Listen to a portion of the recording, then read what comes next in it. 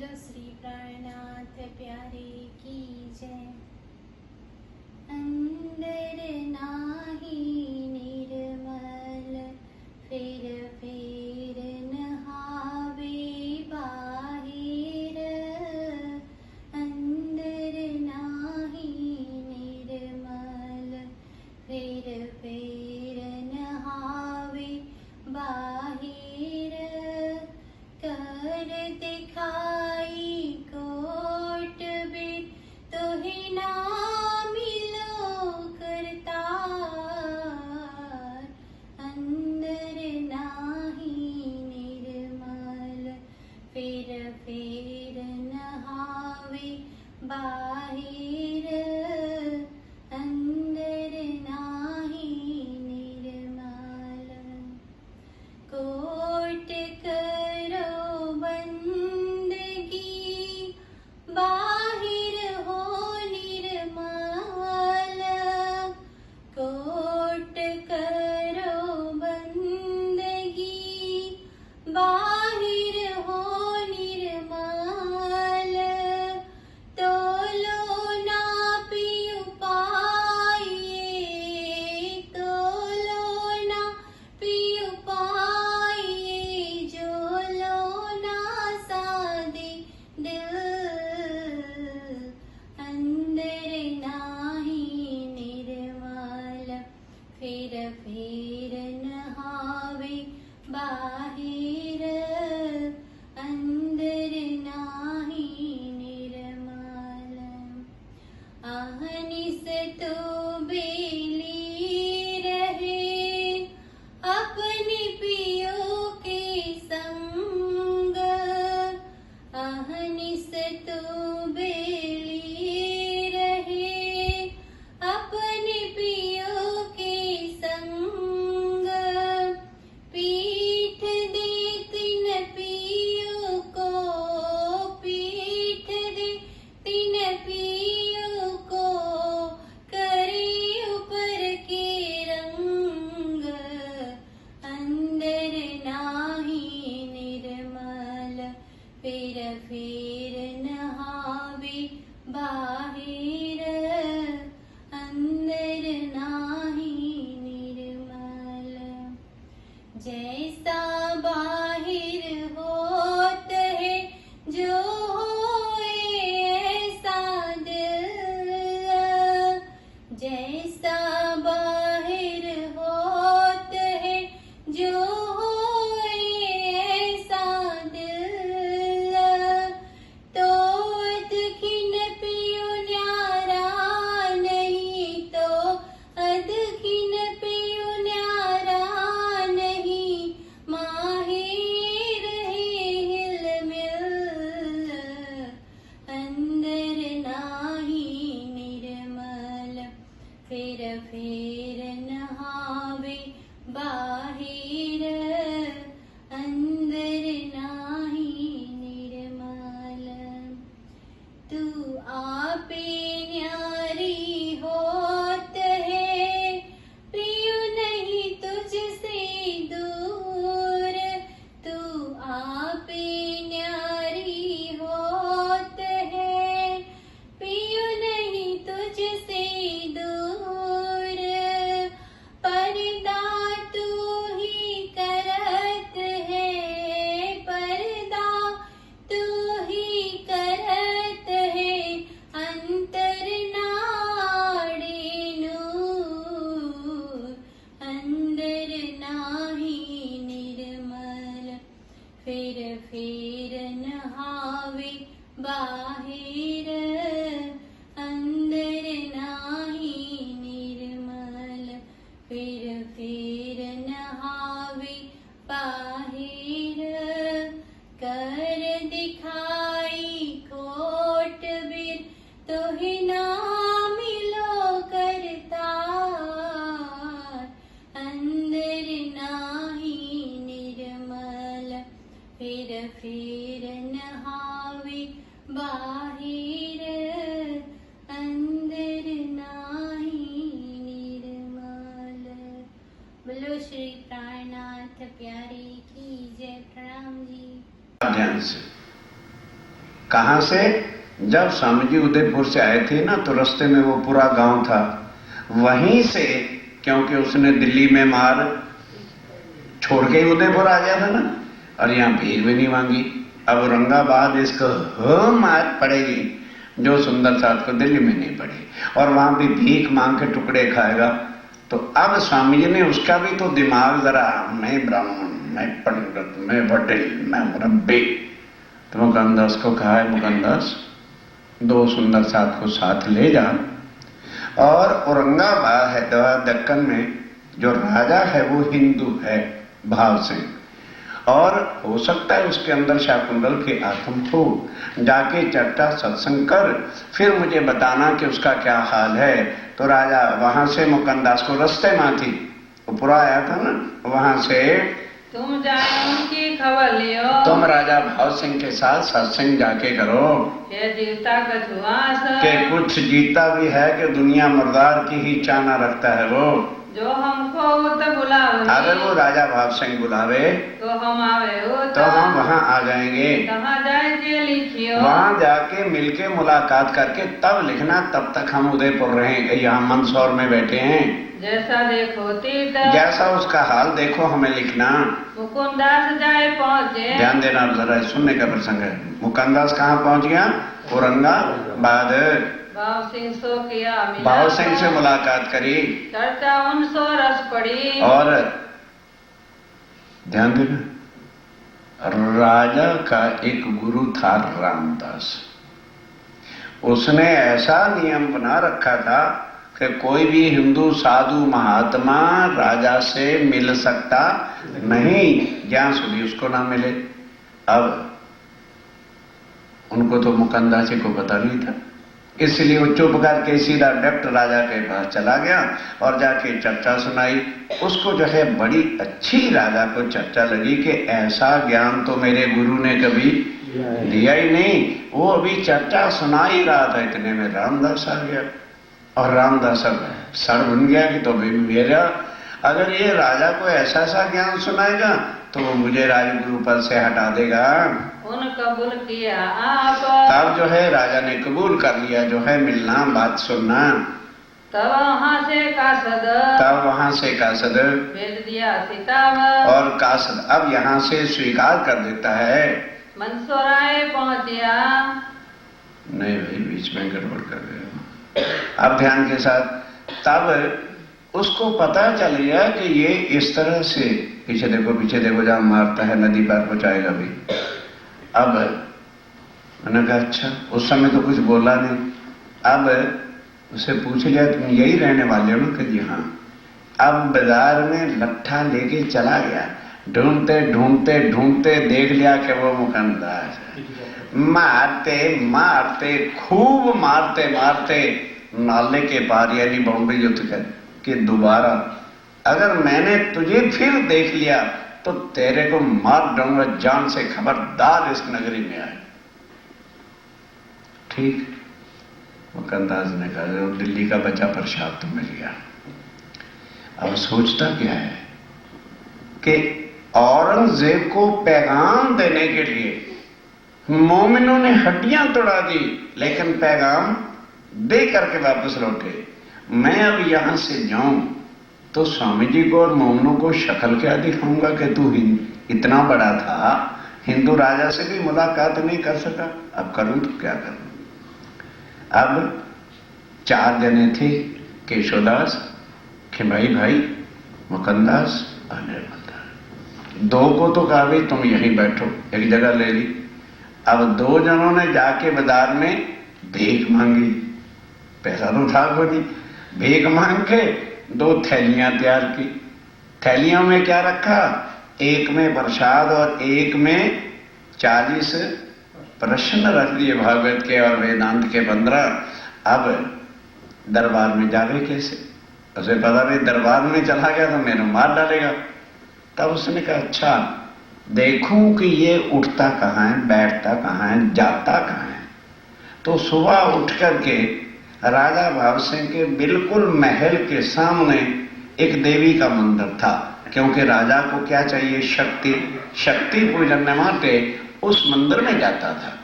तो फिर वो प्रसाद की थैली एक और फिर बुनाई, प्रश्न भी रख दिए। और जब संध्या को वो पुजारी आरती एक हाथ में घंटे और एक में आरती उतार रहा था, तो जो है मुकंदर चुप्पे से मंदिर की परिक्रमा में जाके बैठ गया कि अब तो पुजारी ने इधर आना नहीं, सवेरे राजा आएगा, मैं मुलाकात करूंगा। रात भर परिक्रमा में ही पड़ा रहा और सुबह राजा रोज आता था दर्शन करने के वास्ते। जिस वक्त वो परिक्रमा में गए तो फिर मुकंदर जी मिल गए, प्रसाद लिया, सिर चढ़ाया और कह दिया जी इसके अंदर कुछ ज्ञान के प्रश्न है, वो जरा पढ़ना। बस राजा घर गया, अभी तो रामदास आया नहीं, तो 9-10 बजे आता था, तो पढ़ के अपने एक नौकर को भेजा कि जाओ मंदिर की परिक्रमा में एक साधु महात्मा है, उसको ले आओ। अब वहां बैठकर, ध्यान देना, वहां बैठकर राजा को श्रीमद् भागवत के वो प्रश्न समझाए कि वो अखंड ब्रिज और रास इधर नहीं है, वो योग माया में है, और श्री कृष्ण जो है वो ऐसे ऐसे उसकी त्रिधा लीला है, वो सारे अखंड ब्रिजरास की बातें और भागवत के छुपे भेद सारे उन्होंने बनाए। और वेदांत के अभी बता ही रहे थे कि इतने में रामदास फिर आ गया। तो आगे राजा कहते क्या है राजा साहब, आप जैसे भी पुजारी के साधु महात्मा से बैठ करके जो है आप ज्ञान चर्चा सुनने लग जाते, तो फिर हम किस लिए? चले चुप, जो ज्ञान इन्होंने हमको बताया, हमारी आत्मा क्या है और उसका मूल स्थान क्या है, और अखंड भेद बताए हैं कि ये कृष्ण नहीं, वो कृष्ण अखंड है। तो वो पता क्या कहता, कहने के बाद शास्त्र देखी, आज दिन तक किसी ने परमात्मा के 2 स्वरूप बताए हैं, ऐसों की तो शक्ल नहीं देखनी चाहिए, ये श्री कृष्ण के 2 रूप कहते हैं। कहते बोलने की जरूरत नहीं, मैं जानता हूं तो क्यों ईर्ष्या कर रहा है। राजा था, अगर बेवकूफ तो था नहीं। कहने लगे जी ऐसी कोई बात नहीं, अगर इनके पास बड़ा ऊंचा ज्ञान है, ध्यान देना कौन कह रहा है, राय गुरु, और बहुत विद्वान हैं, तो फिर यहां क्यों रखड़े खाएंगे, मुझे हुक्म करो, मैं घर ले जाता हूं, बड़े भाव से रखूंगा और इनकी सेवा भी खूब करूंगा, चिंता मत करिए। तो अभी बजाय कि राजा कुछ हाँ या ना करता है, वो कहना ए राजा साहब इसकी सेवा हमसे सहन नहीं होगी, ये देखिए आगे उस दिन दरबार में मैं आया था, ये सेवा की। जब देखा राजा ने कि मेरे दरबार में जो हिंदू साधु आते हैं उनके साथ ये कहता है उठा रेट करके मारा टांग से धक्का के, कम वक्त तू चला जा, मेरा राजगुरु है, नहीं तो तेरे को अभी निकाल। वजीर को बुलाया, इसको इसके परिवार के सहित बिल्कुल धक्के देकर के मेरे राज से निकाल दिया। अब मुकंदस को कहा भाई मुझे क्षमा करना, मुझे इस दुष्ट का पता नहीं था कि मेरे दरबार में साधु आते हैं और ये इस तरह का व्यवहार करता है और कहता है कि स्वामी जी के गलत बातें हैं। तो राजा साहब ये भीषण से आज बिठा लो, तुम्हारे दरबार में पंडित हैं जो गीता और भागवत के पारायण करते हैं, ये मेरे प्रश्न हैं, वो सब के सब मिल जाएं, इन प्रश्नों का उत्तर मैं और प्रश्न लिखता हूं, इनमें से भी 15 दिन का समय दे दिया जाए। वो सब पंडित एक तरफ और मैं अकेला एक तरफ, मेरे प्रश्नों का वो उत्तर दे दें और उनके प्रश्नों का मैं उत्तर दे दूंगा। जो हम में से हार जाए, अगर मैं हार जाऊं तो उन सब के जूते मेरे सिर पे बांध देना और मेरा मुख काला कर देना और फिर गधे पर देना बिठा और सारे नगर को दिखा देना कि ये स्वामी जी के अनुयायी हैं। और अगर मैं उनके प्रश्नों का उत्तर दे दूं और वो मेरे प्रश्नों का उत्तर ना दे तो मेरे जूते उनके सिर पर बांध के मुंह काला करके बाजार में निकालो, ताकि जनता को पता चल जाए कि ये पंडित ठाकुर लुटेरे होते हैं। चलो। मुकुंदास ने उसी दिन तब ठीक है, राजा ने कहा तो सबसे बढ़िया बात है, रोज का सारा रगड़ा ही खत्म हो जाएगा। सारे पंडितों को बुलाया। तब मुकुंदास जी ने 40 माथी 23 और वेदांत के 15 इतने कठिन क्वेश्चन कह जी इसका जवाब मुझे दे दो। और ये उन पंडितों ने मिलके 80 क्वेश्चन लिखे और संसार के थे। मुकुंदास जी ले गए, 3 कलाक के अंदर 80 के 80 प्रश्नों का उत्तर लिख के ले आए और कहो जी ये तो ले लो प्रश्नों का उत्तर। और भागवत के गीता के मैंने सब प्रमाण दे दिए कि इसका प्रमाण यहाँ है, इसका प्रमाण यहाँ है। अब कृपा करके 15 दिन के अंदर उन पंडितों को कहो मेरे प्रश्नों का भी उत्तर देवें। उत्तर तो आवे नहीं। अब पंडित कहां से उत्तर दें? क्यों? उन्होंने योग माया अक्षर और अक्षरातीत के प्रश्न लिखे हो, तारतम के बिना खुलते नहीं। अब पंडित रात को रोज इकट्ठे होते हैं, कहते मर गए, पता नहीं कहां से इसने प्रश्न दे दिए हैं यार, क्या करें। 1 दिन बीता, 2 दिन बीते, 3 दिन बीते, 4 दिन बीते, 5 दिन बीत गए। तो एक पंडित कहता है, अब सोचते क्यों, 10 दिन के बाद तुम्हारा मुंह होगा काला और जूते मुकुंदास जी के होंगे सिर पर और सारे नगर में जुलूस निकलेगा। कम वक्त तो इसकी बजाय मिल करके मुकुंदास जी की कोठरी पर चले जहां वो रहते हैं, उनके चरणों में जाके गिर जाते हैं। कहेंगे तो उनका जूता बांध लेंगे सिर पर, कमरे में बंद रूम में तो होगा। और उन्हें कह देंगे भाई हार लिखवाना चाहते हो, हमारे से अंगूठे लगवा लो, हाथ के भी पांव के भी। फिर उनसे अर्जी करेंगे भाई अगर तुम्हारे स्वामी जी ने यही कहा है कि पंडितों को भूखा मार दो, फिर तो हमारे बस का कुछ है नहीं, और शायद वो कृपा कर दे कि यार प्रोग्राम ठीक है। अब सारे पंडित मिलके मुकुंदास जी के पास जाते हैं, ना तो हमारा छुटकारा करो। अब जाके उनके पगे लगे, कहने लगे महाराज अगर आप ये चाहते हो जूते बंधवाना हम अभी बांध लेते हैं, हार्या कहते हो जितनी बार कहो लिखवा लो, हम अंगूठा टेक देते हैं। अब क्या करो, राजा से कह के हमारा छुटकारा करो। क्योंकि राजा ने क्या कह दिया था पंडितों को, ज्यां सुधी मुकुंदास जी ने प्रश्नों ना उत्तर ना दोगे त्यां सुधी दरबार में थी कछुमल से नहीं। अब 8-10 दिन हो गए, खीर कहां से खाएं, दाल बड़े कहां से खाएं, रायता कहां से खाएं। कहने लगे भाई हम तो मर गए भूखे, जो थोड़ा बहुत था वो भी खत्म हो गया। भाई या तो अगर स्वामी जी ने कहा है पंडितों को बिल्कुल मारना ही है तो उसमें हमारा उपाय कोई नहीं, तो कृपा करके तुम राजा से जाके कहो हमें भाई वो जो मिला करता था वो मिले, तो कम से कम बच्चे रोटी तो खाए। तब कहा भाव सिंह को, तब मुकुंदास कहता देखो भाई मेरा कहना फर्ज है, मैं जाके कहता हूं। अब मुकुंदास आया, फिर कहता राजा भाव सिंह अत्याचार आप नहीं करने वाले ना, बहुत दयालु हैं। ये तो क्या, ये जो प्रश्न स्वामी जी ने हमको दे रखे और समझाया है, इस प्रश्नों का उत्तर ब्रह्मा विष्णु महेश आदि नारायण भी दे नहीं सकते। इन बेचारे गुनाहगारों को क्यों, मेरे लिए फॉर माई सेक माफ कर दो। राजा कहता अरे भाव सिंह मैं तो चाहता था ना रहे बांस ना बजे बांसुरी, पर अब तुमने कह दिया है तो अच्छा कह दिया आपने, इसलिए हाफ दूंगा। वजीर को बुलाया, जिसको 10 देते थे 5 दो, जिसको 20 देते थे 10 दो, हाँ बिगाड़े नहीं, थोड़ा खाएं, भूखा नहीं मारना। तब मुकुंदास जी के ऐसे कहने पर उसको आधा छुट्टा कर दिया। आए मुकुंदास, फिर बुलाया पंडितों कि भाई मैंने तो बहुत कहा, वो तो बिल्कुल ही तुम्हें राज्य से निकालना चाहता था, पर मेरे कहने पर आधा हो गया भाई, तो आधे के इधर उधर प्रयाण करते रहना और काम चलाना मैं क्या कर सकता हूं।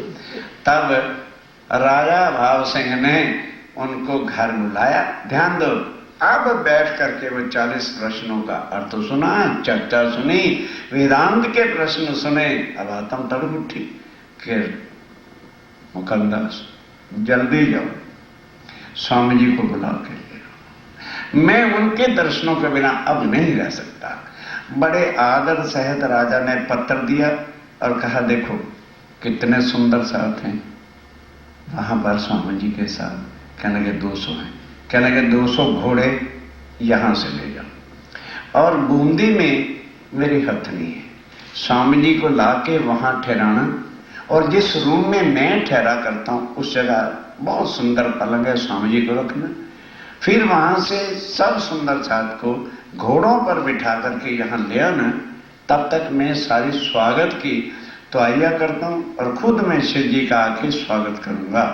अब ये चिट्ठी लेके मुकंदास जी चलते हैं और आके कहां मिले? मंदसौर में। 8 महीने इस काम में लग गए।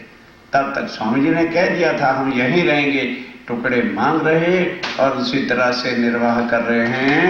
मुकुंदास विदा होए के अब मुकंदास औरंगाबाद से विदा होकर के असवारी साथ ली।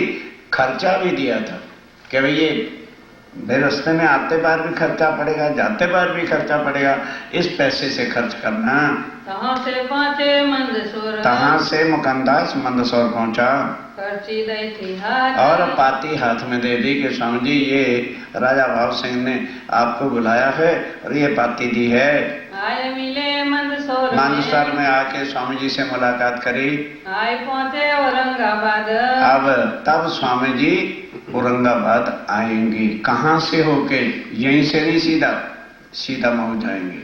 फिर वहां से छोटी कुंभी का मेला होता है अवंतिकापुरी उज्जैन में, तो वहां वही साधु महात्मा आए होते हैं जो पहले हरिद्वार में मिले थे। अब उनको पता चल गया कि ये अक्षरातीत पार ब्रह्म आए हैं। अब वहां 5 किरंतर भी वाणी के उतरते हैं। 23 दिन स्वामी जी रहे, भंडारे ही भंडारे। एक तरफ भीख मंगवाई और यहां 23 दिन इस सेठ ने भंडारा, उस सेठ ने भंडारा, खूब वस्त्र भक्षण, खूब चरणों लगे। और यहां किरंतन होता है प्रगटे श्री नंद। और हमारे प्रणामी पुराने क्या कहते हैं? हाँ, कृष्ण ने जन्मोत्सव पे बुलवा चाहिए। बिल्कुल गलत है। यहां कृष्ण जन्म है क्या? वो नंद के अंदर जो ब्रिज के अंदर शक्ति प्रादुर्भाव हुई थी, यही वही अक्षरातीत है। खोलावे भंडार, वो ब्रिज की बातें नहीं है, यहां खुलाए भंडार। जिसके घर स्वामी जी जाते हैं, सारे साधु महात्मा जितने कुंभ के मेले पर आए हुए थे उज्जैन में, सबकी रोटी होती है। तो हर एक जो है नंद बाबा की तरह भंडार खोलता है। सबको जो है कुछ रसोइयां और जाके धनिये पकड़े वही सेवा करना बहुत कठिन काम है। धनी की मेहर के बिना कोई सेवा भी नहीं होती।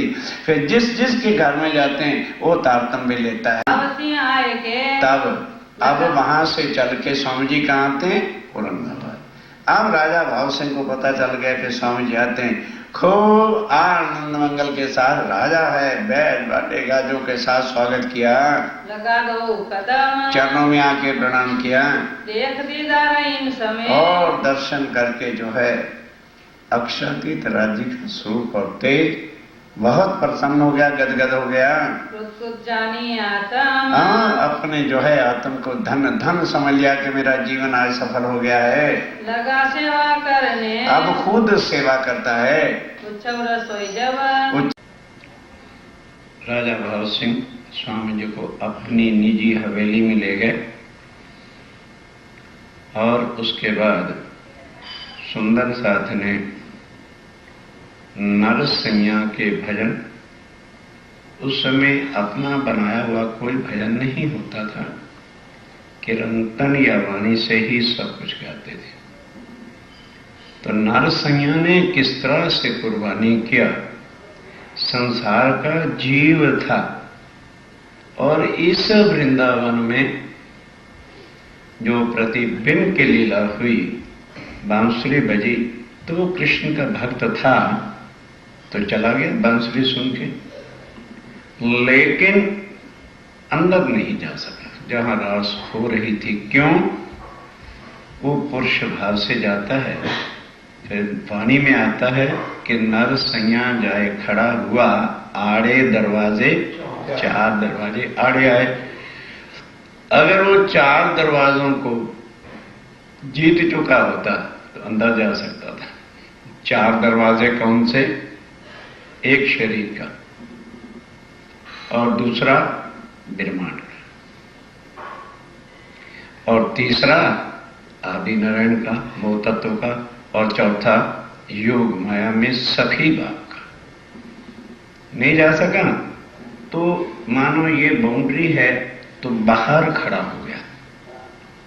अब रास की आवाज तो आ ही रही थी, हाथ में उसके मिसाल थी, आगे मिसालें लेके लोग जाया करते थे अंधेरा में, तो अब वो ऐसे ही खड़ा हो गया और मगन हो गया। उसको ए सुध नहीं रही, मिसाल भी जल गई और उसका इतना हाथ जल गया। सुंदर साथी जी, ये जीव की तड़प है। अब अपने हृदय में तोलो कि क्या हम आज उन जीवों जैसे भी हैं? बस जिस समय ये कीर्तन गाए जा रहे थे, सुंदर साथ मगन होके गरबा कीर्तन नाचते ही थे। वो राजा था, वजीर बैठे हैं, जनता है, मतलब ही नहीं। जिस तरह से मोहम्मद धनी को रिझाने के लिए मस्त हो जाते हैं, वो भी खड़ा होके नाचने लगा। जब बात कही कुरान की। अब स्वामी जी ने देखा कि अब इसके हृदय में भाव आ गए हैं, तो कहने लगे। स्वामी जी उसे कहते हैं, राजा भव सिंह, जब पूर्ण ब्रह्म सबका एक है, तो जिस प्रकार से गीता भागवत शास्त्रों में भविष्य पुराण में लिखा है कि कलयुग में पूर्ण ब्रह्म निष्कलंक अवतार आएंगे, इसी तरह से कुरान के अंदर भी मुझे ही आखिरी जमाने का खामंद आखिर जमा इमाम मेहंदी कहा है। तो राजा भव सिंह क्या उत्तर देता है? तब इनकिया विचार, तब ये विचार करने लगा, ये साहेली क्यों पावही। भाई ये तो बड़ी कठिन बात है, क्योंकि कोई भी हिंदू राजा कुरान के भेद जानता ही नहीं, ना कभी पढ़ता था। तो क्या कहने लगा? इनका करो करार। तब जो है वो कहता है, जी अब मैं इसका कैसे करार करूं? करार में नहीं, निश्चय कैसे डेफिनेट कहूं, क्योंकि मैं तो कुरान के बारे में कुछ जानता नहीं हूं। ये मुसलमान 4 है। ध्यान दो, क्या कहते हैं? हाँ, इतना जरूर है कि 4 मुसलमान जो मेरे इस राज्य में बड़ी पोस्टों पर हैं, यदि आप उनको कुरान से समझाएं और वो लिख के दे दें कि आप ही आखिरी जमाने के खामद हैं, तो स्वामी जी फिर औरंगजेब को झुकाना मेरे लिए कोई मुश्किल नहीं होगा। मैं औरंगजेब को पकड़ के ले आऊंगा। तब मैं औरंगजेब सो चुस्ती से पड़ा बांध के कमर। ध्यान दो सुंदर साथ जी, बांध के कमर मतलब लड़ाई करने के लिए तैयार हो जाऊंगा और उसको पकड़ के आपके चरणों में झुकाऊंगा। लड़ो वास्ते दीन के, लड़ूंगा वास्ते दीन के, आपके हुक्म के अनुसार जो भी बात होगी मैं करूंगा उससे तलवार के साथ। सिर सौंपया इन बात पर, और कसम उठा ली कि स्वामी जी ये शीश आपके चरणों पर अर्पण करता हूँ। तब श्री जी साहेब जी ये कहा, तब स्वामी जी ने कहा मुझे मंजूर है। आप 4 काजियों को राज दरबार में बुलाने की बजाय 1 पहर तक केवल उनकी ड्यूटी लगा दो कि वो निश्चय करके 1 लाख आके मेरे से चर्चा सुने, फिर जो कुछ रिजल्ट होगा आपके सामने आ जाएगा। 4 के हस्ताक्षर करवा के मैं आपको दे दूंगा। सौंपो हमको मुसलमान, सौंपो। एक बाहर हवेली दे दो, क्योंकि राजमहल में तो वो आ नहीं सकते। उस हवेली में कुरान के द्वारा मैं उनको चर्चा सुनाऊंगा। वे कहे तुमको तहकीक, वो ही आके तहकीक में निश्चय करके लिख देंगे और कहेंगे कि राजा भव सिंह यही आखिरी जमाने के खामद अल्लाह ताला हैं। कुरान तरफ तुम्हारे, और वो कहेगा कि भाई ये कुरान की हकीकत तो आप ही समझ सकते हो, हमने पढ़ा जरूर है मौखिक भी याद, मुख से भी याद है, हाफिज जिसको कहते हैं, पर भेद उनको कुछ नहीं खुलते, अर्थ का पता नहीं। जैसे पहला चैप्टर है ना, अध्याय है, उसका नाम क्या है? अलिफ लाम यानी मीम। इसका ही यदि आप कुरान का टीका देखोगे तो उन्होंने क्या लिखा है? ये कुछ भेद हैं अर्श के, जिसको मुक्ता हरफ कहते हैं, और इसका अर्थ अल्लाह ताला के बिना कोई खोल सकता भी नहीं है। ये बात मानी भाव सिंह ने। राजा भाव सिंह ने यह बात स्वीकार कर ली थी। बिल्कुल ठीक है, मैं चारों मुसलमानों को आज से आपको सौंपता हूँ। मेरे मन बरहक। फिर मेरे मन में किसी प्रकार का संशय नहीं होगा। जब मुसलमान ही स्वीकार कर लेंगे तो फिर अपने को क्या कष्ट है?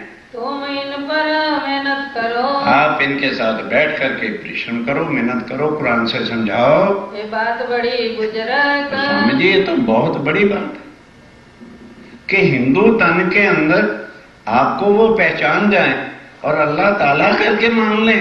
ये कोई छोटी सी बात नहीं है। ये तहकीक कर उठे और ये निश्चय करके अब उठे वहां से। होने लगी चर्चा दिन से। बस और सुने, औरंगाबाद के बादशाह राजा भाव सिंह ने चारों की ड्यूटी लगा दी। चारों को लिख के भेज दिया कि कल से आप लोगों ने 1 कलाक जाके चर्चा सुननी है और उसके बाद दरबार में आना है। इन समय भट्ट भवानी। अब ध्यान दो सुंदर साथ जी, जिन किताबों को पन्ना जी में ढूंढोगे नहीं मिलेंगी, नौतनपुरी में ढूंढोगे नहीं मिलेंगी, सूरत चले जाना नहीं मिलेगी। पता नहीं राजिमरा की क्यों मेरा ढूंढ ढूंढ के बुद्ध गीता और बुद्ध स्तोत्र, महेश्वर तंत्र और पुराण संहिता रतनपुरी आश्रम से छपी है और बहुत थोड़ी सी कीमत है, 20 रुपए क्या चीज है, $50। और यहां भेजी भी है, कोई लेना नहीं चाहता। क्या $1 भी आप लोगों के पास नहीं है तो मुझे बता दो, मैं फ्री दे दूंगा। और उसको पढ़ के देखो कि क्या लिखा है उसके अंदर। वो भवानी भट्ट से स्वामी जी ने दक्कन से मंगवाई थी। वो इस समय ले करके आता है। कोई गाय मिला। सो आकर के यहाँ मिला। भवानी प्रसन्न आप। और भवानी भी प्रसन्न थी उस पर। बुद्ध गीता बुद्ध स्तोत्र। बुद्ध गीता क्यों स्वामी जी सुंदर साथ को पढ़ाते थे? कुछ है ना उसके अंदर। और यहां पहुंच चुके, वहां रखी है। पढ़ के तो देखो क्या है, और कोई मोटा ग्रंथ नहीं है, छोटी छोटी बातें।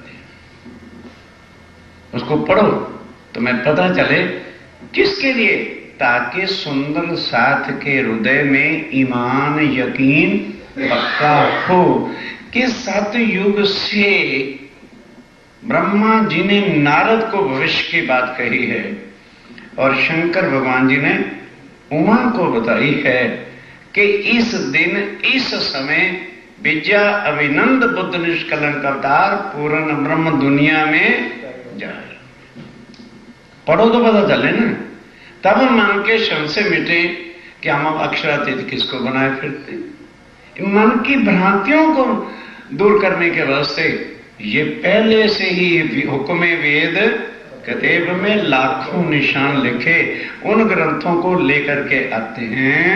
नित चर्चा में वाचन। और दर रोज चर्चा के अंदर ये पढ़ करके सुनाया जाता था। आवे कर्म दीदार। और वो दर्शन करने आते हैं कौन? अब उधर अव्वल खां, जान मोहम्मद, अमीन खां और फतेहुल्लाह, ये चारों को हुक्म हो गया।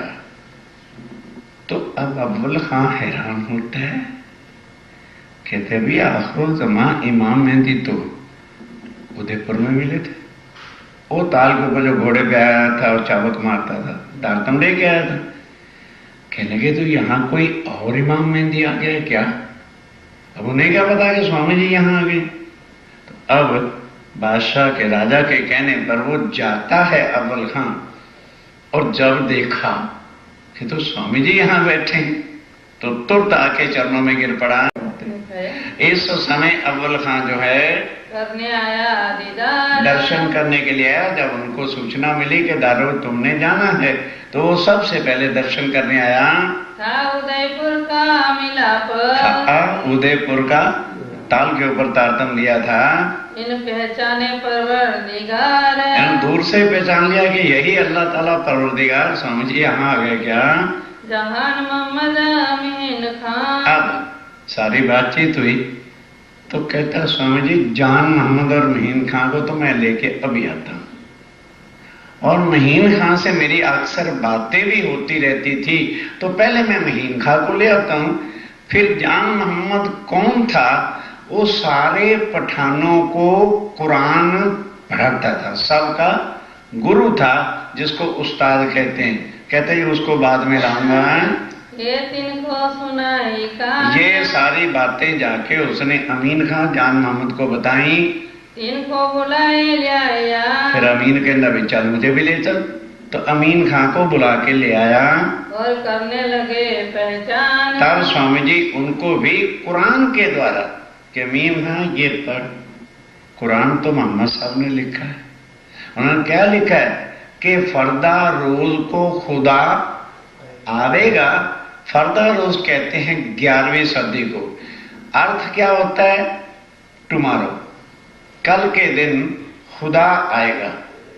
तो ये 24 आवर्स वाला कल में दुनिया के साल 1000 हैं, तो खुदा का दिन एक होता है। दुनिया के साल 100 होते हैं, तो खुदा की रात एक होती है। तो कल तो तभी आएगा ना जब आज का दिन और रात बीत जाएगी। तो 1000 साल और 100 साल की रात 11वीं सदी के बाद बोलो आना चाहिए। बताओ स्वामी जी के बिना कोई आया? वो अक्षातीत है जो कुरान के लिखे अनुसार, जो शास्त्रों के लिखे अनुसार दुनिया में आके प्रकट हुए। बोल भाई 11वीं सदी चल रही है। अमीन खां को कहने लगे हाँ, तो पहचान फिर ये भेद जो खोल रहा है, ये कौन खोलने वाला है?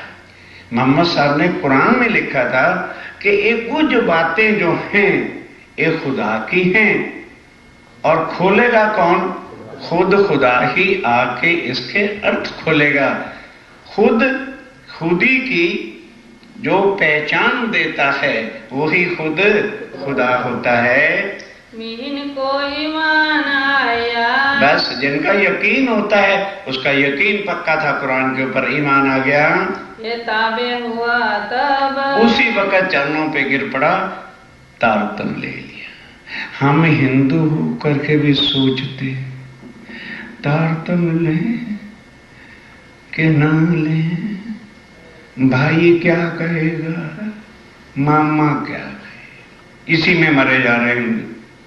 औरंगजेब के वक्त में मुसलमान जिन्होंने पहचान की, तुरंत उन्होंने तो नहीं सोचा मुसलमान मुझे मार डालेंगे कि क्या होगा क्या।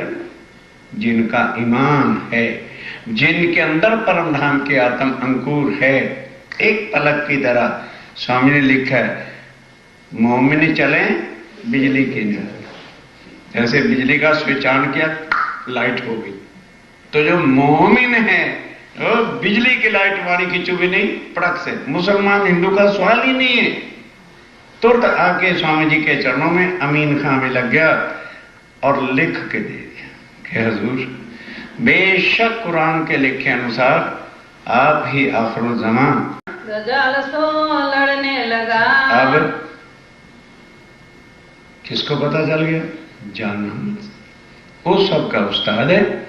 उसने कहा भाई अगर ये सारे ऐसा करेंगे और बात लग गई, औरंगजेब को पता, वो तो मुझे मार डालेगा। चाही लेने शोभा अब स्वामी जी कहते हैं कि ये शोभा का समय अब है। अब ही जो धनी की पहचानेगा ना, शोभा तो उसकी है। वक्त आखिरत को तो सारी दुनिया पहचान जाएगी कि यही अक्षरातीत है, इन्होंने ही हमें भवसागर से पार किया। शोभा अब है कि अपने धनी को जो पहचाने। कारवानों में पठाना, अब कहा रवानों में, रवाना एक रवि जो है ना, ये रवि एक जमात है, वहां के मुसलमानों को, पठानों को रवान कहते थे, उनके अंदर ये चर्चा चल गई। सनंदे सुनी जान मोहम्मद। अब ध्यान दो, तो जान मोहम्मद उस्ताद था, वो कहने लगा भाई ये तुम एक हिंदू वैरागी को इमाम मेहंदी कहते हो? कहने लगी चलिए। अब उनको सनंद से इमाम मेहंदी की पहचान, ये अपने सरंद ग्रंथ में एक प्रकरण है, उसका हेडिंग ही है इमाम मेहंदी की पहचान और मोहम्मद साहब की पहचान। अब जब ये सनंदे उसने सुनी, आखिर कुरान के जानने वाला था, चोट तो लगी हृदय में, जो ये पहचान होए इनसे, ताकि इस वाणी से जो है उसको, क्योंकि मुसलमान है, उसको किससे समझाओगे? मुसलमानों को यकीन देना है तो सनंद और खुलासा, और उसमें सनंद क्या है? कुरान के 30 अध्याय हैं, उनका अर्थ है, जो किसी काजी मुल्ला मक्के मदीने तक का काजी भी कोई अर्थ नहीं कर सकता, जो स्वामी जी ने हम सुंदर साथ के हाथ में इतनी शक्ति दे दी है। एक जहान मोहम्मद को, लेकर के जान मोहम्मद को, असलो अंकुर ईमान, असल अंकुर था, परमधाम की आत्म है, पर बना क्या हुआ है? उस्ताद। तो गुरु बना जो है छोड़ना बड़ा कठिन होता है। आप तमाम तफसीर, और उसे पूरी तफसीर और कुरान मुंह से तो याद था, कोई भी शब्द क्या इस चैप्टर का ये है, इतना मतलब आज भी कई हजारों मुसलमान हैं जो हाफिज हैं। हाफिज का अर्थ क्या होता है? मौखिक याद है पर अर्थ का पता नहीं है। पढ़ो में अरबी खान, कि मैं आज दिन तक अरबी पढ़ता रहा, फारसी पढ़ता रहा, हमें तो वेद नहीं खुले। देता तालीम सबन को, सबको शिक्षा भी देता था, सबको पढ़ाता था कुरान। जेते रहे पठान, जितने पठान थे वो गुरु था, उन्हीं के पास आकर के सारे कुरान पढ़ते थे। इनकिन सुनी हकीकत, अब ध्यान दो, पठानों ने किसी ने ये बात तो सुन लिया कि भाई अव्वल खां और अमीन खां तो वैरागी के शिष्य बन गए हैं, और जान मोहम्मद भी वहां जा रहा है, इनको रोको, क्योंकि अगर जान मोहम्मद ने उनको इमाम मेहंदी मान लिया तो हमारा कौन ठिकाना? जब गुरु ही उधर चला जाएगा तो फिर हमारा क्या ठिकाना रहेगा? तब पठानों ने मिलके कहा जान मोहम्मद आ जाए, उसे रोको, ना रुके तो रात को उसके घर में कूद के, नहीं समझे, मार डालो। कहे बुरा भला अनुमान, अब जान मोहम्मद घर गया तो हालांकि शिष्य शागिर्द हैं, फिर भी जो है शरा के जोर से जो है जान मोहम्मद को अटपटे शब्दों से अपमानित किया। भवानी बट्टा 1.5 पहर लो, अब इधर स्वामी जी 1 पहर लग मुसलमानों के साथ वो करते रहते हैं। अब इधर भवानी भट्ट बैठ करके सुंदर साथ को वो 4 किताबें 1.5 पैर तक रोज समझाता है, बुद्ध गीता, बुद्ध स्तोत्र और महेश्वर तंत्र। कथा कहोए फारग, तब वो सबको चर्चा सुना के उधर से फारग होता है। तब श्री राज आरोग के, अब रात को स्वामी जी 3 घंटे तक चर्चा सुना के रात को 12-1 बजे फुर्सत पाते हैं, तब आरोगते हैं, थोड़े से बुजुर्ग, और तब जाके विश्राम करते हैं। जब दिन पिछला, और दिन में सुबह आते हैं, फिर भोजन करते हैं, तो फिर पिछला दिन जब होता है 4-4:30 बजे, 3 बजे, घड़ी रहत है 7 घड़ी बाकी रह जाती है। तब श्री राज उठत है, तब स्वामी जी पलंग पर से लेटते हैं, थोड़ा विश्राम के लिए उठते हैं। करे साथ सोबाद, आप सुंदर साथ को कौन सी बात करेंगे? अर्श की चितौनी का। आप सबको इकट्ठा करते हैं, चर्चा होए अत बड़ी, और यहाँ परम धाम की ही चर्चा के बिना और कोई संसारिक ग्रंथों के प्रमाण से नहीं होती है। हुआ श्रृंगार का वक्त, अब श्रृंगार का वक्त हो गया। संध्या को आरती हो वही, अब संध्या को आरती भी संध्या आरती होती है। सब साथ खड़ा देखत, सब सुंदर साथ खड़ा होकर के आरती का लाभ लेता है। और जब बोला जाता है श्री जी साहब जी मेहरबान, सब मिलकर के बोलते हैं। एक तरफ लालदास, एक तरफ लालदास, दूजी भवानी भट्ट। अब चर्चा शुरू होगी। तो एक तरफ तो भवानी भट्ट सुंदर साथ को लेके बैठता है और एक तरफ लालदास जी कुरान के ग्रंथ लेकर के, कुरान है, तफसीर हुसैनी है और तफसीरें हैं, सबको लेकर के बैठता है। उससे चर्चा होनी है। चर्चा कुरान भागवत की, चर्चा कुरान और भागवत की। स्वामी जी चैप्टर वो पढ़ते हैं, स्वामी जी मिलान करते हैं कि देखो जिस लीला को हमने ब्रिज की लीला कहा है उसको कुरान में हूद नबी के घर तूफान आना का है। और जहां वो कहते हैं ये हूद नबी और रास किधर हुई, नूह नबी के घर। अब नूह नबी क्या था, अरब के अंदर एक पैगंबर था। तो खुदा का हुक्म हुआ, जाहिरी बातें वो नहीं समझ पाते कि ए नूह नबी अरब में तूफान आने वाला है, एक नाव बना। हुक्म ले गए तो ये बड़ा ही होता ना, लकड़ी का काम करने वाले, वो था। नाव बनाने लग गया। कहने लगे ऐसा कर 300 हाथ की लंबी और 40 हाथ की चौड़ी वाली नाव बना। जाओ मक्के में देने वाले से पूछ लो 300 का और 40 का अर्थ क्या है। बोलिए सुंदर साहब जी, आप बोलो 300 हाथ की लंबी का क्या अर्थ है और 40 हाथ की चौड़ाई का क्या अर्थ है। हम परम धाम जानेंगे, जैसे समझते हैं वीजा बनाए के वहां पहुंच जाएंगे। 301 जुथ के अंदर सखियां हैं और 40 जुथ पत्नियां हैं। तो क्या करना, जब तूफान आएगा एक एक जुथ को अंदर बिठा लेना और किश्ती को पार कर देना। और फिर लिखा है किश्ती बनी, तूफान आया, एक एक जुफ्त को बिठाया और कुश्ती जाके जंगल में छूट गई। अब उन्हें पूछो जंगल कौन सा है। जाए वृंदावन में बांसुरी बजाई और सखियां सबे लई बुलाई, बाकी सबका प्रलय। अब जंगल वो क्या है, नित वृंदावन है। ये भेद स्वामी जी स्वयं बैठ के भागवत और कुरान को एक बता रहे हैं। श्री राज करत है मायने, और लालदास और वो पढ़ते हैं, स्वामी जी अर्थ करके सुंदर साथ को समझा रहे हैं। सुनने वाला साथ, और सुनने वाला कौन, सुंदर साथ बैठ करके मगन हो रहे हैं, संशय मिटते जा रहे हैं। भाई जब भागवत ग्रंथ हमारा है तो कुरान में भाषा का ही तो भेद है और बातें हमारी सारे लिखी है। फिर हमें किस बात का डर होना चाहिए। कोई स्वामी जी ने आके ये तो नहीं कहा कि अब तुम रोजे रखो, तुम रमजान रखो, या तुम 5 वक्त की नमाज रखो, या लोटे लेके वुजू करो। ये उनके लिए हुक्म था कि जब तक अल्लाह ताला दुनिया में आ नहीं जाते तब तक शरीयत निभाते रहना। तो फिर अब शरीयत और तरीकत की नमाज पढ़ो।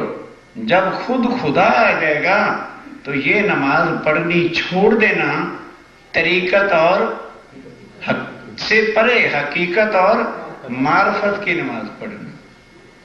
अब उनको पता ही नहीं है हकीकत और मार्फत की नमाज क्या है, इसलिए वो शरीयत पर ही डटे हुए हैं। कोई सवाल करत है, अगर बीच में कोई प्रश्न कर देता, नहीं समझ आती है तो कोई वाणी लेवे हाथ, कोई वाणी से पूछता है स्वामी जी वाणी में कहाँ लिखा है।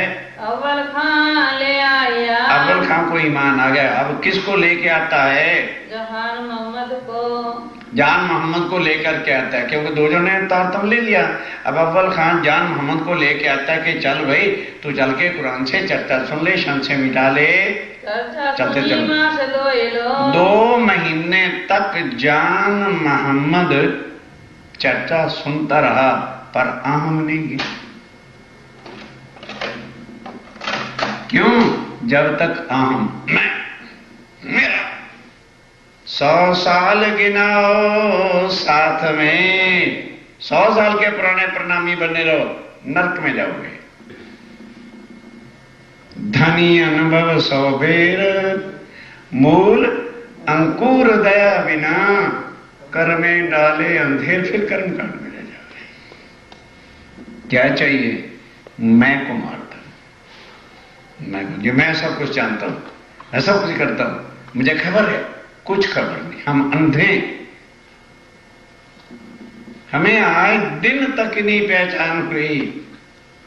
सुंदर साहब जी अजू अपन नहीं,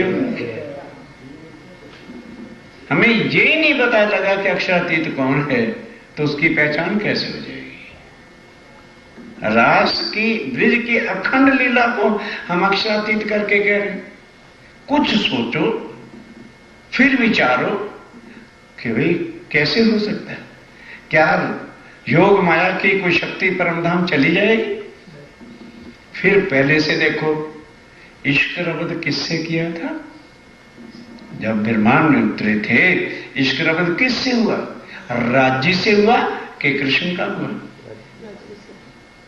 इतना समझा देने पर भी जो ये कहे हां जी पंचों का कहना सिर माथे पर, हमारा परनाला गली में ही चलेगा तो फिर भाड़ में जाए, किसी को कोई ठेका लेके थोड़ा है। जागृत बुद्ध आई है, वो बुद्धि अक्षरातीत की है। ये उनके मुखारबिंद की वाणी, जिनको इस पर यकीन नहीं, कौन उनको भव से पार करने वाला? कौन अखंड सुख देगा? कहां से लाओगे?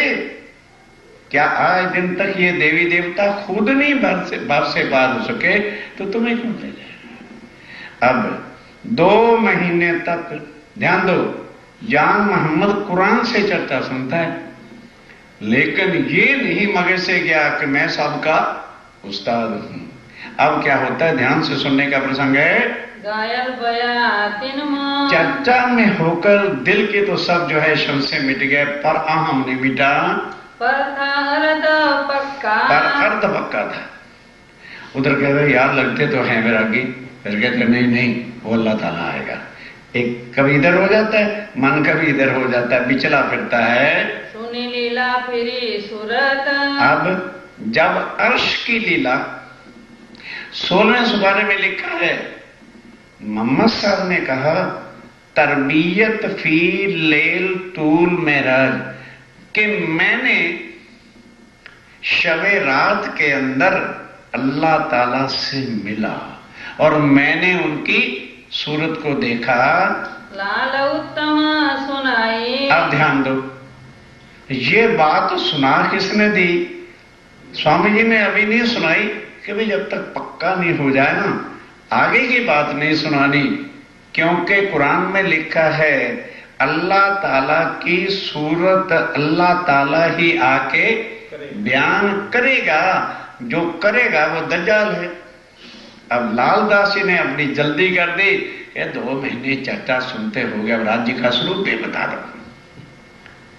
अब जिस वक्त सुनाई लालदास जी ने, उसके दिल में शक आ गया, हाँ ये काफर लोग हैं। लड़ाई भई उन वक्त, आपस में लड़ने लगे। कहते जानो हे लालदास जबान बंद कर, तुम लोग काफर हो, तुम कैसे अल्लाह की सूरत बयान करते हो? क्या तू अल्लाह है? आपस में लड़ाई हो गई। जात रहा घर को, कहता बस आज के बाद काफरों की शक्ल नहीं देखूंगा, मैं अपने घर जाऊंगा, कभू ना ले उजल, बिल्कुल तुम्हारी शक्ल भी नहीं देखूंगा। के मैं 2 मास मेहनत करी। अब स्वामी जी के पास गए कि स्वामी जी मूर्खता तो हो गई। कहने भाग्यवान, हमने 2 महीने इतना परिश्रम किया है और क्या हम नहीं राज्य का स्वरूप श्रृंगार बता सकते थे?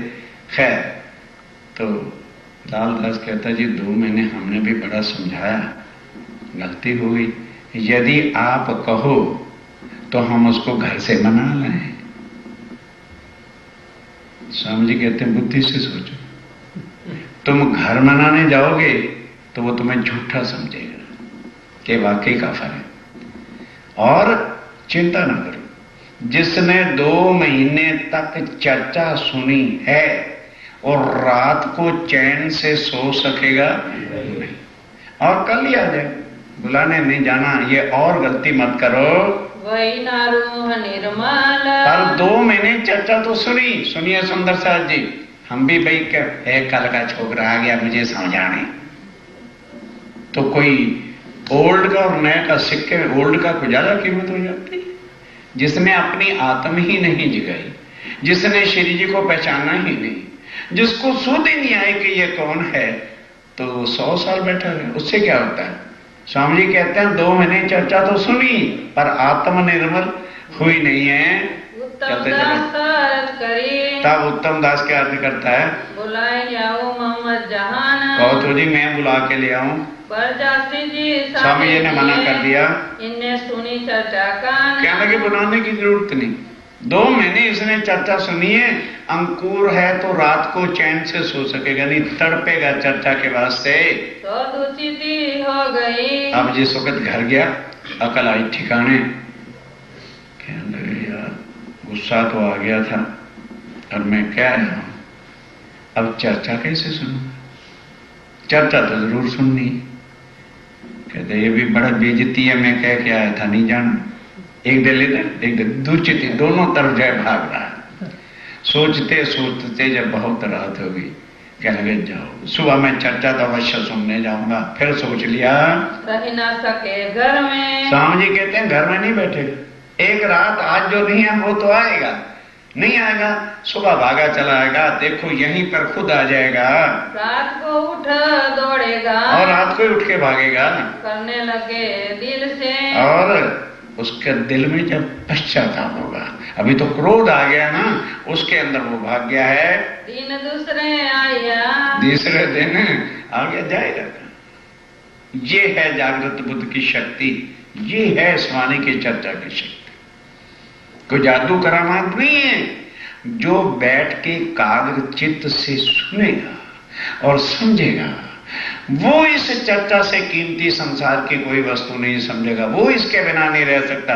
आ गया दूसरे दिन ही जान मोहम्मद श्री साहेब जी के पास आया और क्या कहता है? मुझे क्यों ना समझावत?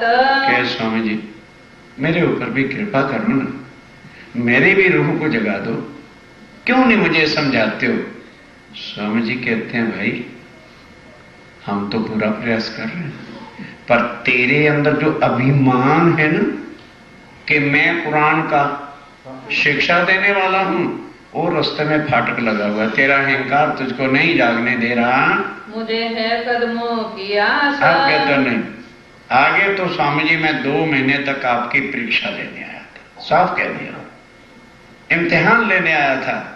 अब मेरी रूह को चोट लगी है, बस अब आपके कदमों के बिना मैं कहीं जाऊंगा नहीं। तब श्री जी साहेब जी कहा, तब स्वामी जी ने क्या कहा? एक 8 दिन देव चित्त। कह लगे आगे तो 2 महीने चर्चा सुनी, तेरी आत्मा नहीं जागृत हुई, अब तू कहता है चरणों का आसरा है, तो 8 दिन चर्चा सुनी और वो भी एक पहर। फिर देख तेरी आत्मा रूह जागती है कि नहीं। आया चर्चा सुनने। बस अब उस भाव से, श्रद्धा भाव से, आत्म को जगाने की दृष्टि से क्षण से उतार के घर रख के आया, तो आके चर्चा सुनने लगा। सवाल किया एक ही तब कहता स्वामी जी क्षण से है, ये है कि कुरान में मोहम्मद साहब ने लिखा है जब इमाम मेहंदी आएगा तो मुर्दे कब्रों से उठ जाएंगे। मैं आज कब्रिस्तान गया था, मां की कब्र के पास मैंने बैठ के बोला मां उठ जा, इमाम मेहंदी आ गए, तो वो नहीं कब्र से बाहर रही। फिर मामा की कब्र के पास गया तो वो भी नहीं निकला।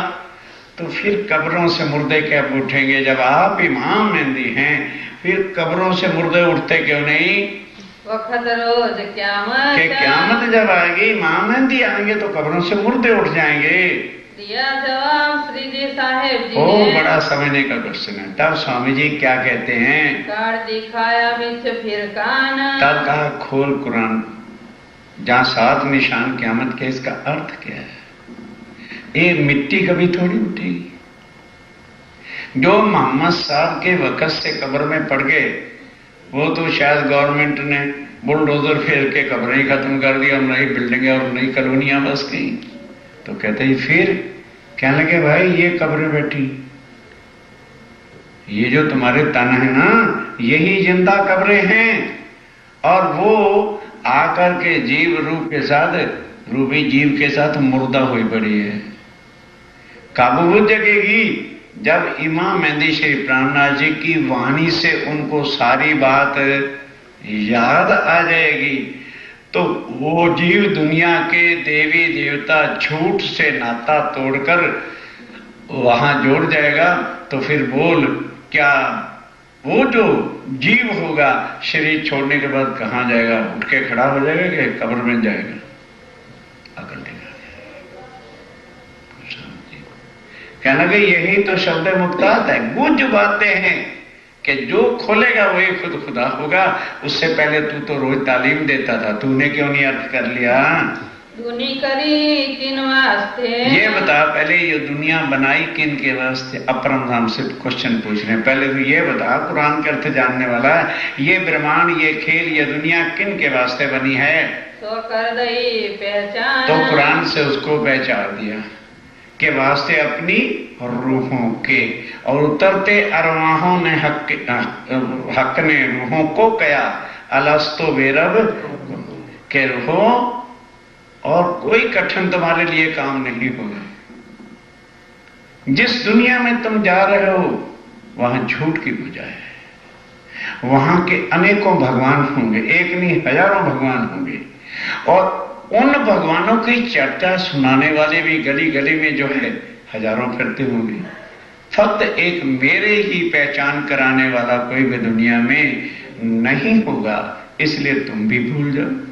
तुम भी राम और कृष्ण को अक्षरातीत बनाते फिरोगे। फिर मैं तुम्हारे साथ रहूंगा, तुम्हारे जैसा तन मेरा होगा, तुम मेरी और खान कल सकसो। सब कुछ परम धाम में बता दिया कि ऐ जान मोहम्मद बता ये दुनिया किसने बनाई और किसके हुक्म से बनी और क्यों बनी थी?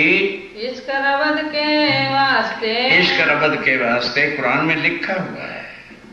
सुंदर साहब जी ये बातें भी कुरान के अंदर है कि अर्श अजीम में अल्लाह ताला की रूहों ने अल्लाह ताला से इश्क रबद किया।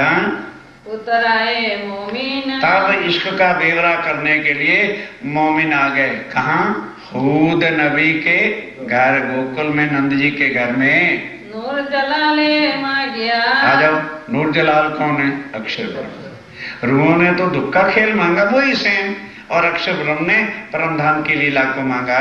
देखो इश्क रूहन, के देखो मैं इश्क रूहों का भी देखो कि हे मेरे परवरदिगार, हे मेरे धनी, रूहें जो आपकी आत्माएं हैं वो आपसे क्या प्रेम की लीला करते हैं और आप उनके साथ क्या लीला करते हो, क्योंकि ये लीला तो रंग माहौल में होती है और अक्षर ब्रह्म उसके अंदर जा नहीं सकता।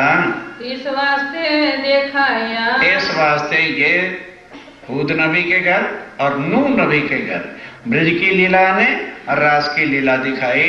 दो तकरार दो बेर, दो जो है तकरार, अर्थात एक पिक्चर की 3 रीलें बनी, एक ब्रज की एक रास की, वो दिखा दिए रात में। अब ये तीसरा है, रात को ये तीसरा, ये प्रातः काल तीसरा स्टार्ट हुआ है।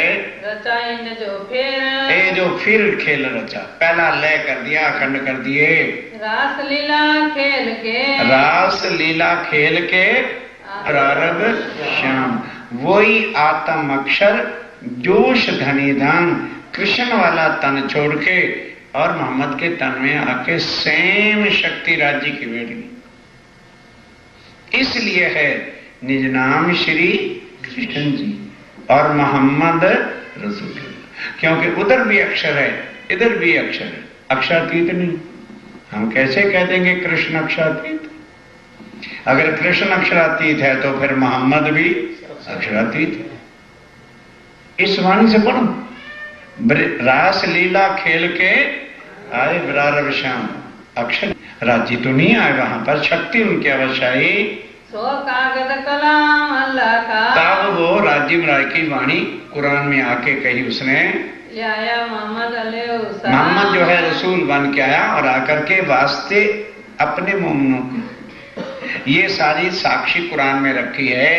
करी शरत 10 और शरत की थी मोहम्मद साहब ने कि 10वीं में ईसा और 11वीं में इमाम मेहदी खुद संसार में जाहिर हो जाएंगे, हम आवेंगे फिर। और मैं भी, मोहम्मद साहब ने कहा मैं भी उनके साथ आऊंगा। कब आए?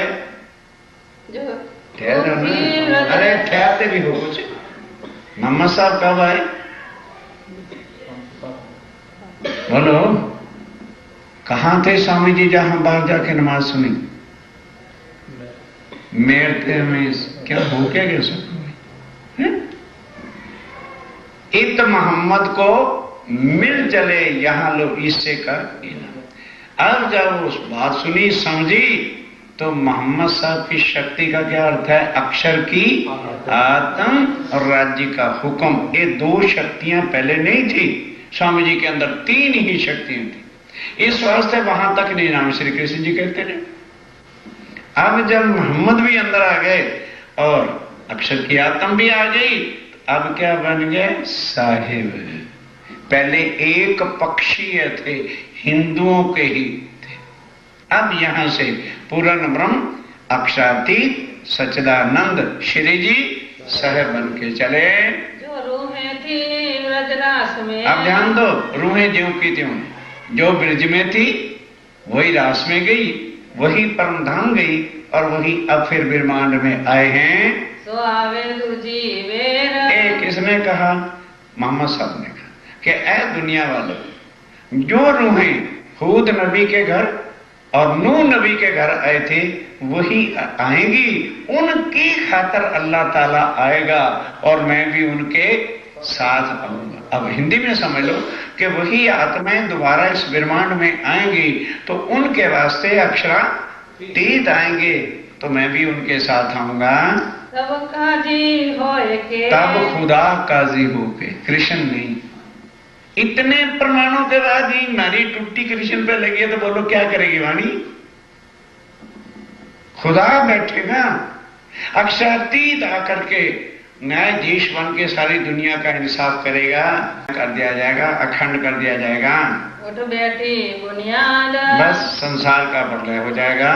जो ईमान लाए के, अब ध्यान दो, जो यहां ईमान लेकर राज्य को पहचान कर शरीर छोड़ेगा, सोवे बीच कबर, कब्र में सोएगा, यानी मिट्टी उसकी कब्र में चली जाएगी, वही उस वाणी से फिर जागृत हो जाएगा, कब्र से उठ के खड़ा हो जाएगा। तो चुंबे नूर के चित्त में, और वो नूर के चित्त में अखंड हो जाएगा। भूले नहीं क्यों कर, फिर वो कैसे भूल सकता है? जिन्होंने राज्य की पहचान कर ली और शरीर छूट गया, हर समय कहाँ रहेगा? राज्य के चरणों में। जो उठेंगे मुर्दे, और जब यूं उठेंगे, हे जान मोहम्मद, यूं मुर्दे उठने, मिट्टी, पागल आदमी, कभी मिट्टी थोड़ी मिट्टी से उठेगी, वो तो खत्म हो गए, कीड़े खा गए हड्डियों को। कब्रों से क्यामत, ये है क्यामत के दिन। इन कब्रों में जो सोए हुए जीव हैं, आत्माएं हैं, वो खड़े हो जाएंगे उठ के इस वाणी के माध्यम से।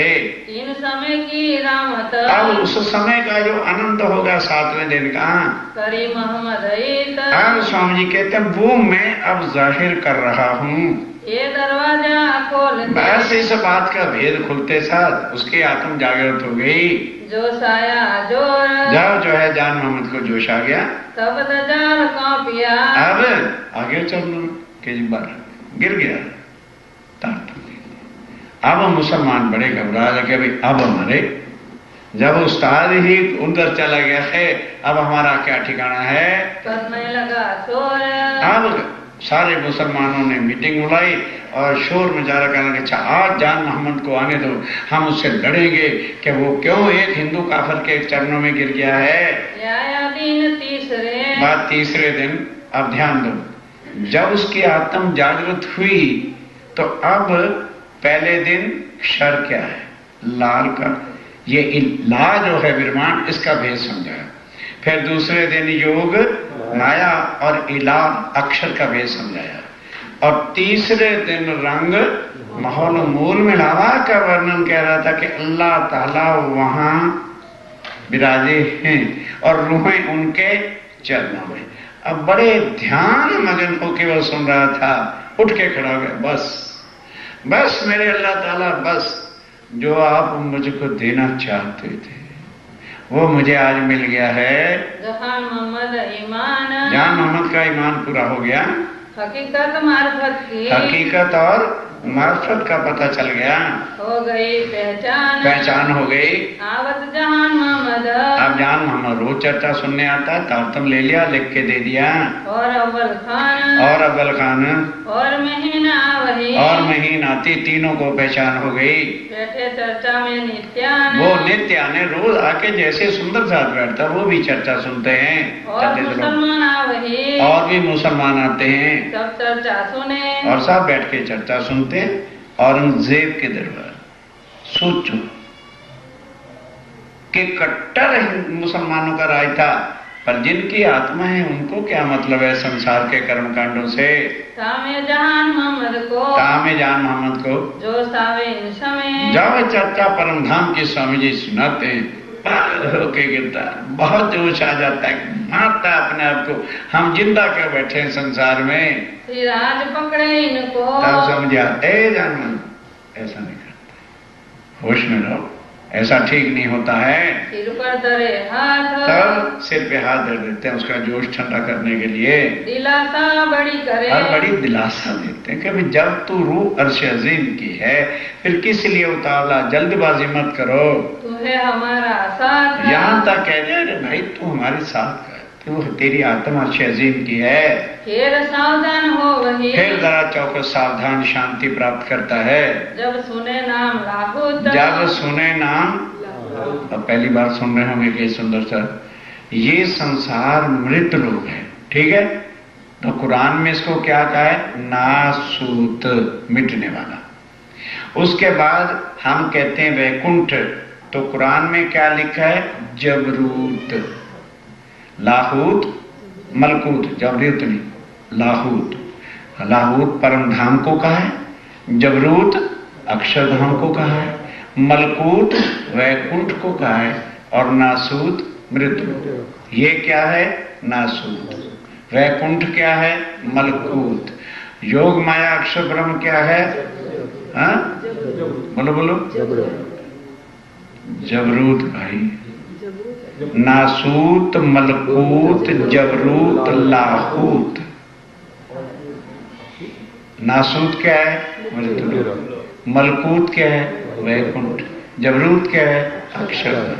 और लाहूत क्या है, तो ये बताओ फिर हाहूत क्या है, मूल है। एक कुरान के शब्द हैं, बात वही की वही है।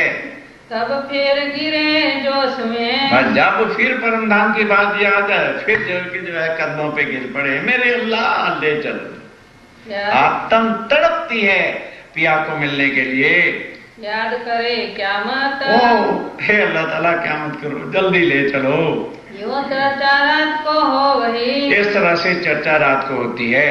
जब रहे पिछली घड़ी चार, जब 4 घड़ी पिछली रहती है तब साथ की विदा होए, तब वो लोग चर्चा से उठ के विदा होते हैं। फिर करे विचार, तब विचार करते हैं। तब श्रीराज आरोग के, तब स्वामी जी आरोप करके हिंडोला खाट पड़त, तब हिंडोले में पड़ते हैं, विश्राम करते हैं। पीछे साथी इन समय, तब सुंदर साथ इस समय, रात की रामते गावत, तब राज की रानते गरबा किरंतन करते हैं। यो करते भोर हो वही, इस तरह से गाते गाते किरंतन वाणी प्रातः काल हो जाता है। लो श्री प्राणनाथ प्यारे की जय, सतगुरु महाराज की जय।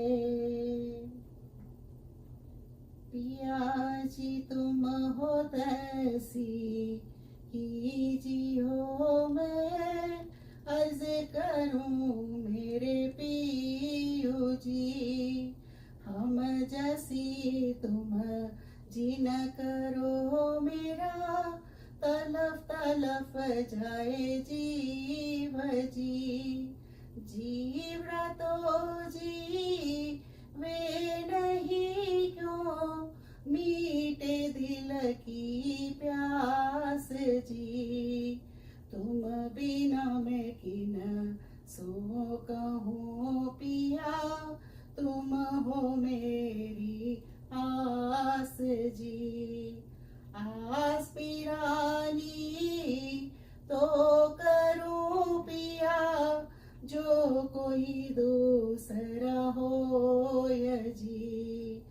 सब विधवाला जी सामरत दिन रह जाते रोए रोए जी। जन्म दीजो मैं होती सो क्यों देखो नी के कार जी। जब तुम आप दिखाओगे तब देखूंगी नैना भर जी। ये पुकार पिया जी मेरी सुन के अब दिल करो तुम जी न जी। पल पल खबर जो लीजियो एती अर्ज करूं मैं दुल्हन जी। एती अर्ज में तो करूं पिया बीच पड़ी अंतराय जी। सो अंतरयाड़ी टाल के दुल्हा लीजे कंठ लगाय जी। कंठ सो कंठ लगाएगे पिया कीजे हास बिलास जी। वारणे जाए श्रीन्द्रावती पिया राखो चरणों के पास जी। तुम दुल्हा में दुल्हनी पिया और न जानू बात जी। इश्क सो से वा करूं पिया सब अंगों साक्षात जी।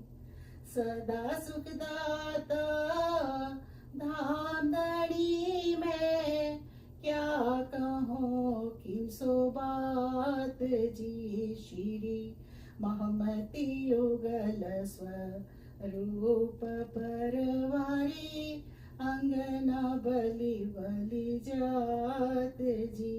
पिया जी तुम हो तैसी कीजियो मैं अर्ज करूं मेरे पियू जी। बोलो श्री प्राणनाथ प्यारे की जय। सदानंद मंगल धनी श्री धाम धनी जू की जय। श्री भाई जुराजू की जय। श्री महाराजा छत्रसाल जू की जय। श्री सुंदर साथ जू की जय। श्री सुंदर साथ जियावर जी साहिब जी के चरणारविंद में हित चित दीजिए कृपा की